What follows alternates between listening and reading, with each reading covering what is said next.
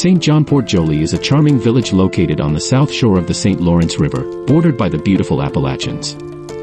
With a population of around 3,300 people, it's a lively community where crafts, agriculture, industries, shops, and cultural spaces all come together. Saint-Jean-Port-Joli has a rich history and will celebrate its 350th anniversary in 2027. The village is known for its beautiful French-inspired church, built between 1779 and 1781, and the historic Pilai de Pierre lighthouse.